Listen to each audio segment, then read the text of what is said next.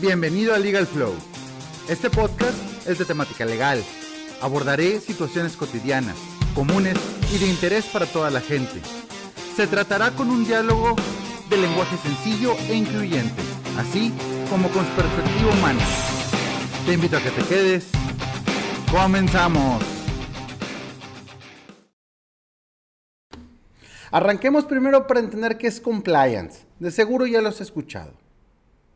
En el ámbito empresarial se refiere a cumplir con las leyes, normativas, estándares y políticas internas que regulan las actividades de una organización. No solo se trata de evitar sanciones legales, no tratamos de ser abogados reactivos, sino tratamos de, a través de una cultura organizacional, generar transparencia, ética y prevención para estar atentos a cualquier situación de riesgo y poder prevenirla. Con ello, disminuir riesgos económicos y legales. Este tipo de prácticas son muy importantes porque las empresas enfrentan riesgos específicos en todo momento. Demandas laborales, mal manejo de datos, se enfrentan a situaciones de corrupción, auditorías, inspecciones, juicios, y todo esto desencadena problemas, insisto, económicos y legales, los cuales pueden llevarte a dos rutas. Una, fracasar en tu negocio económicamente, o dos, soportarlo y seguir adelante. Al tener una integración completa de la normatividad y de las leyes, tienes una herramienta clave para operar de manera sostenible en México y ser atractivo para mercados internacionales. Toda vez que te quiero recordar, si estás en una empresa que es nacional y a la vez internacional con mercados en Estados Unidos, estás asociado al TEMEC y hay un mecanismo de respuesta inmediata para violaciones de derechos colectivos de los trabajadores. Entonces, son temas que, si nos adentramos, están ligados a muchas operaciones del negocio. Dentro de mi área profesional y dentro de mi ejercicio, he encontrado que hay 5 pilares fundamentales para tener un programa de compliance sólido. El primero es el compromiso de liderazgo, que esto va desde el líder o el director hasta el trabajador operativo. No podemos tener una cultura de compliance si no están bien involucrados los altos mandos. Segundo, identificar y analizar riesgos específicos para las empresas, como prácticas de corrupción o de fraude. Con esto se hace una evaluación de riesgos, toda vez que al día de hoy hay empresas que actúan con prácticas que no son leales ante políticas anticorrupción y con eso generan riesgos a las compañías. Tercero, políticas y procedimientos. Es la creación de normas claras y accesibles que orienten las acciones de empleados a terceros y a los trabajadores. Aquí nos metemos a la normativa que es la Ley Federal del Trabajo y a todas las aristas que esta conlleva, como la NOM 035, políticas contra el acoso sexual, contra el hostigamiento laboral, y vamos generando las aristas alrededor para el cumplimiento normativo. Si se dan cuenta, ese es el pilar número 3. Hay quien comenzaría haciéndolo como el número 1. Pero desde mi perspectiva, primero se requiere el compromiso y el liderazgo de todo el equipo directivo de la compañía. Número 4, capacitación y comunicación. Para tener un plan de compliance adecuado, se requiere una clara información y una capacitación continua entre los empleados sobre normativas y estándares éticos de la empresa. Y con ello el número 5, que es el monitoreo y la mejora continua.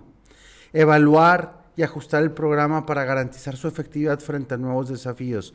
Toda vez que nos encontramos en un país que está evolucionando el derecho del trabajo con nuevas reformas, con nuevas adaptaciones, y todo eso implica estar atentos a los cambios que llegan.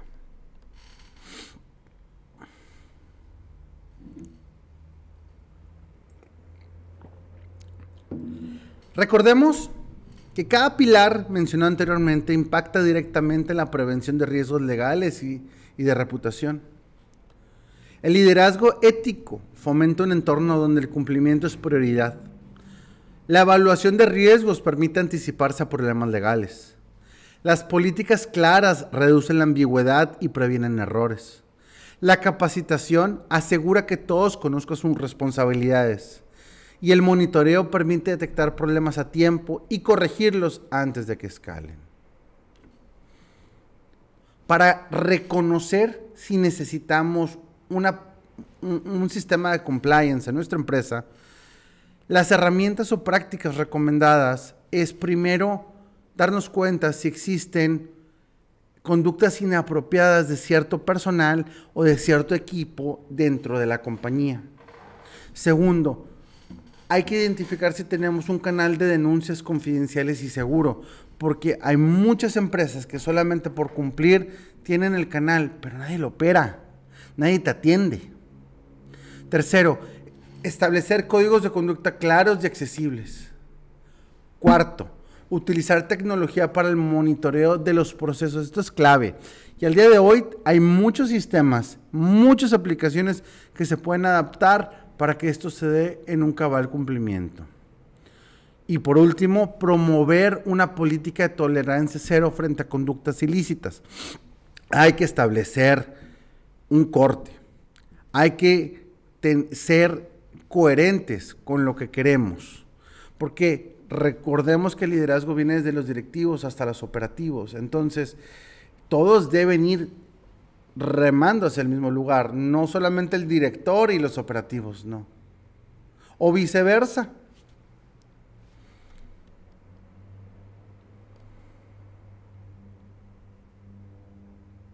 Ahora, todo esto que yo hablo tal vez suene confuso, suene como un dolor de cabeza para algún emprendedor o para alguien que va iniciando en sus negocios, pero un plan compliance comienza desde tener los contratos individuales de trabajo hechos y firmados por todos los trabajadores, tener recibos de pago, tener los dados de alta en el Seguro Social, pagar lo que el recibo y el contrato digan, no tener doble nómina, no tener malos manejos en pagos en efectivo y pagos por transferencia.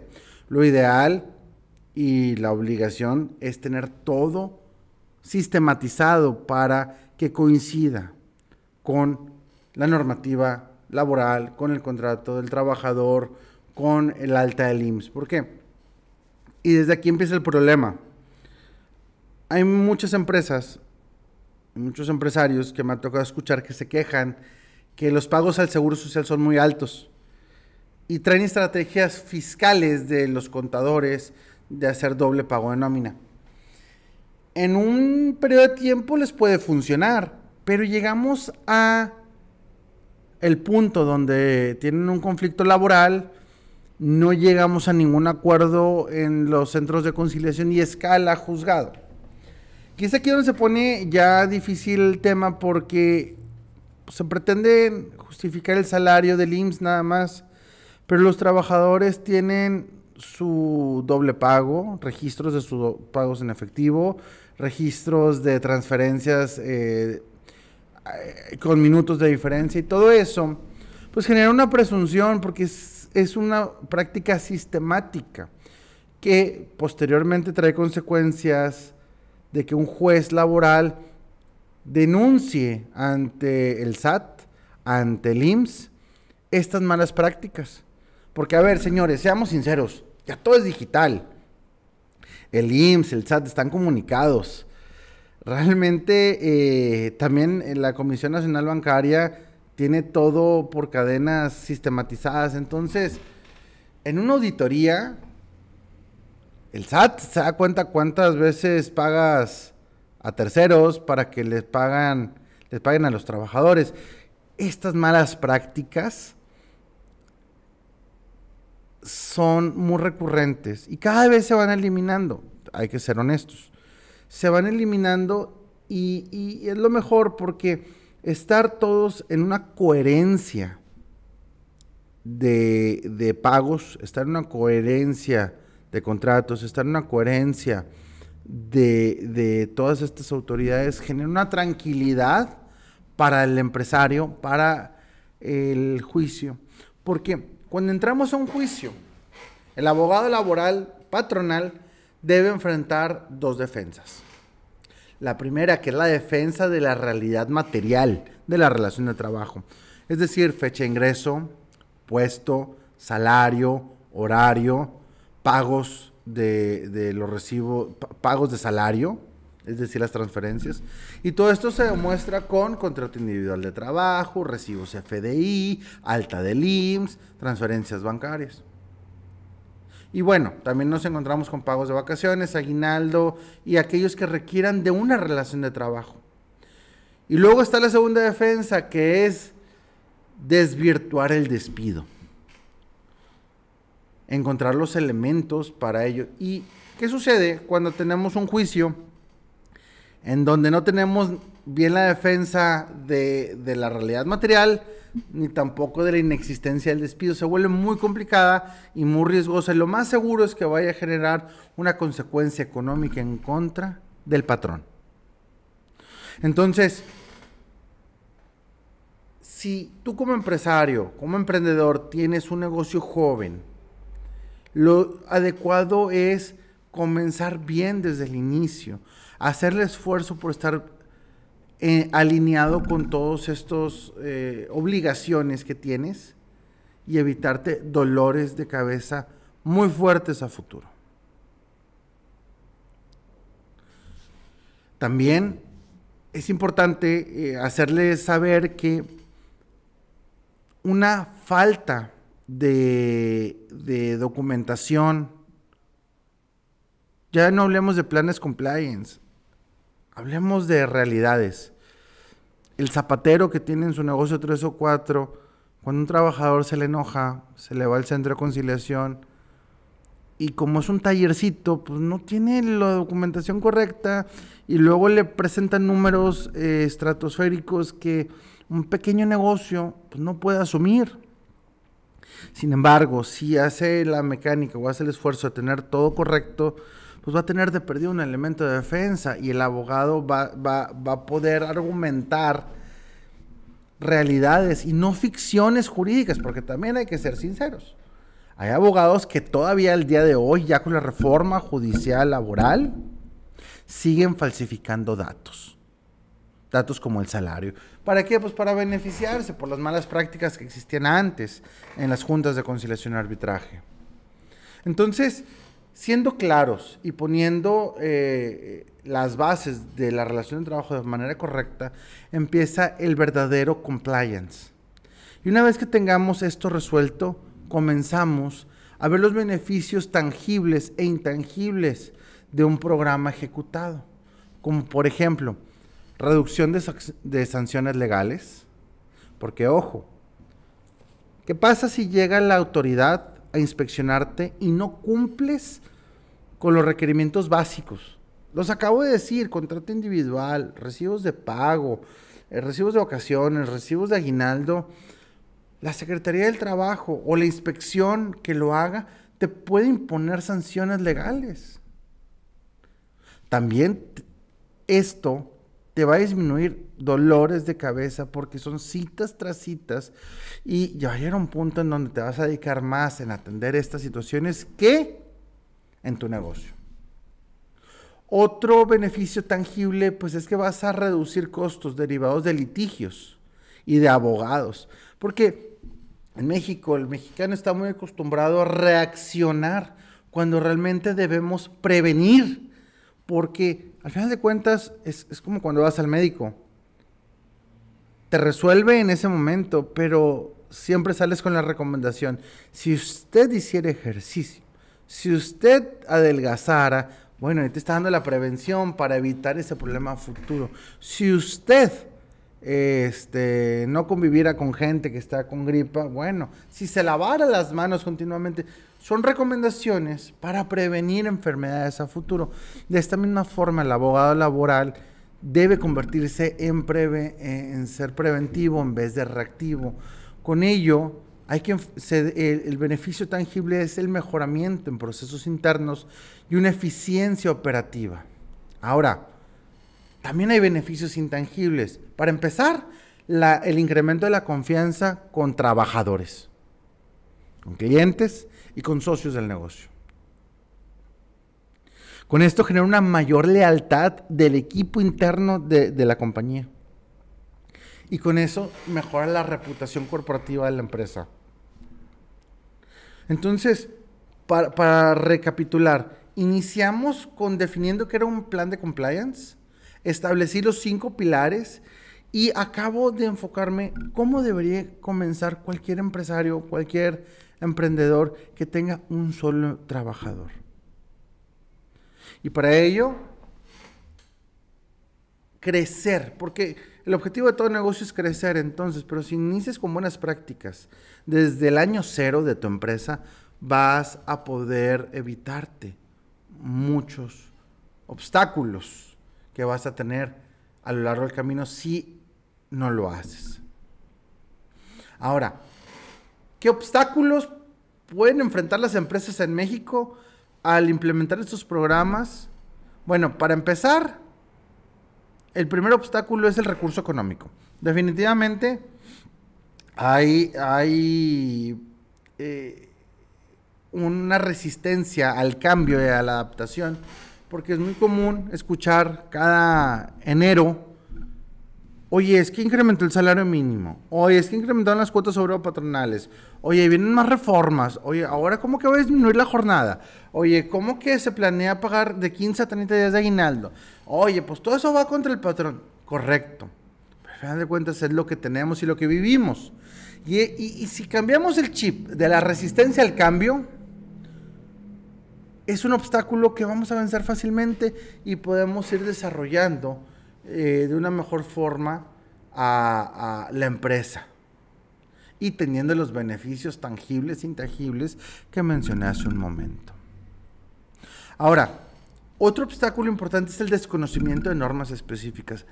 Señores, señoras, no sean todólogos. Habemos especialistas en derecho laboral que te podemos guiar y asesorar. Al final de cuentas,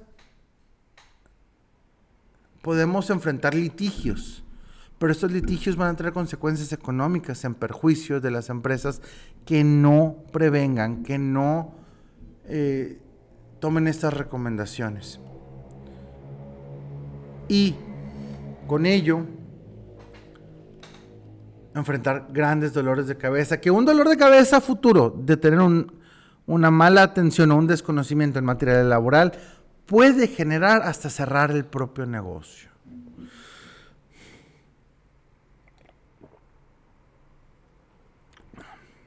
Y con todo esto, aquellas empresas que sí tienen un sistema compliance y me estás escuchando, te quiero pasar algunos tips para darte cuenta si necesitas mejorar o de perdido pedir una revisión de tu sistema compliance. Y son estos 5 errores comunes que en las empresas existen y te los voy a transmitir. 1. Si detectas que tus políticas son demasiado complicadas o son inalcanzables, es una red flag. Si pregonan que en la empresa tienen sistemas de altos estándares, pero no hay una capacitación adecuada, hay otra red flag. Si se ignoran constantemente los riesgos específicos de las empresas, por ejemplo, la NOM 035, ahí la tienen bien hecha, pero en papel, no en la práctica, hay un riesgo latente que en algún momento les va a tronar la bomba. Si no hay un liderazgo, si no hay canales de denuncia, o si los canales de denuncia están obsoletos, pues, oye, ahí está el correo electrónico, pero realmente nadie te atiende. Son alertas que te invito a que reflexiones para traer a un especialista en la materia y poder evolucionar y adaptar a las necesidades reales de un sistema de cumplimiento normativo laboral.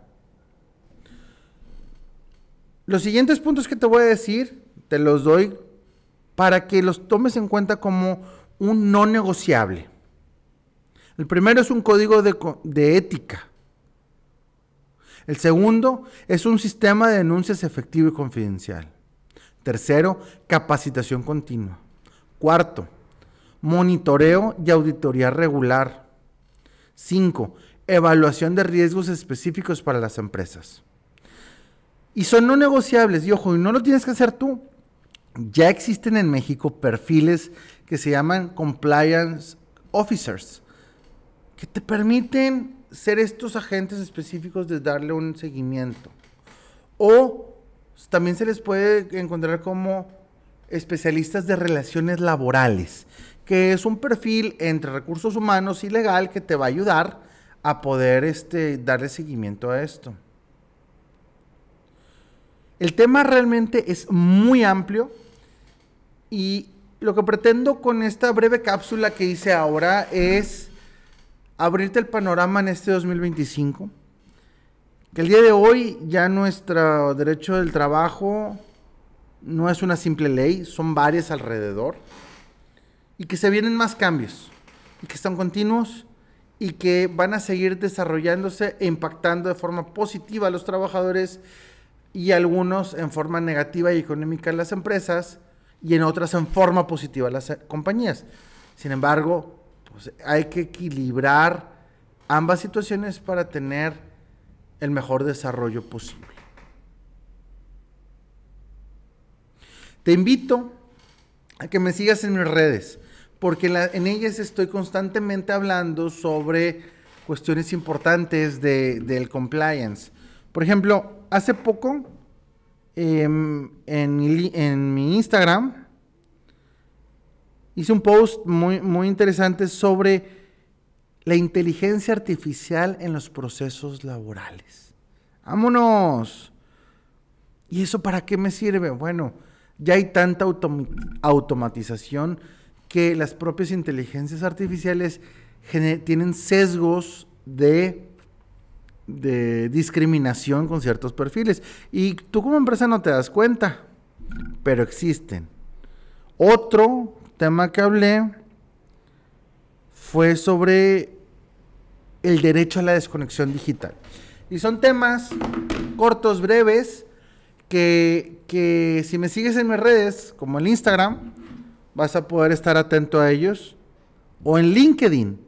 En ambas me encuentras como Enrique A. Elizondo. Y con esto me despido. Te deseo un feliz año 2025 y si necesitas apoyo, si necesitas una guía o si requieres una asesoría o que mi equipo entre a detalle, no dudes en contactarme. Soy Enrique Elizondo y nos vemos en la que sigue. Hasta aquí llegué el día de hoy.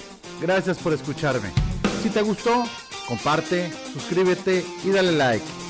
Y si quieres escribirnos algún tema en específico o comentarnos alguna duda, te recuerdo que mis redes sociales son @enriquea.elizondo en Instagram y en Twitter elizondo_en. Estamos en contacto. Hasta la que sigue.